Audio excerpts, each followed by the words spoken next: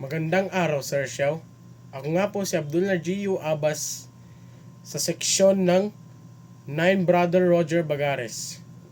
Ngayong araw ay tatalaki ko sa iyo kung paano naghihirap ang Pilipinas dahil sa korupsyon. Ang bansang Pilipinas ay mayaman sa kultura at likas na yaman. Pero dahil sa mga korap na politiko, ang yaman na ito ay hindi napapakinabangan ng mga ibang Pilipino. Sa halip, ang mga ito ay naabuso at sinasayang na nagdudulot ng pagkasira ng ating kapaligiran at kultura.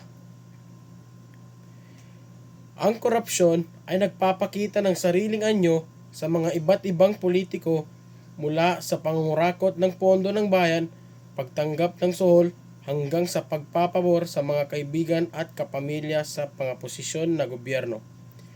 Ang mga gawain ito ay nagpapahirap sa ating ekonomiya at nagpapapalala sa problema ng kahirapan sa ating bansa.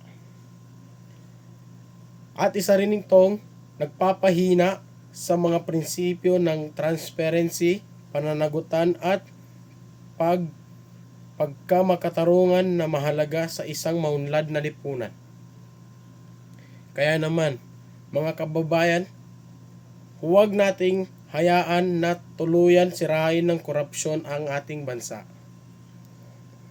Sama-sama tayong manindigan at ipaglaban ang isang Pilipinas na malaya sa korupsyon, kung saan ang yaman ng bansa ay napapakinabangan ng lahat at kung saan ang mga prinsipyo ng transparency, pananagutan at pagkamakatarungan ay umiiral.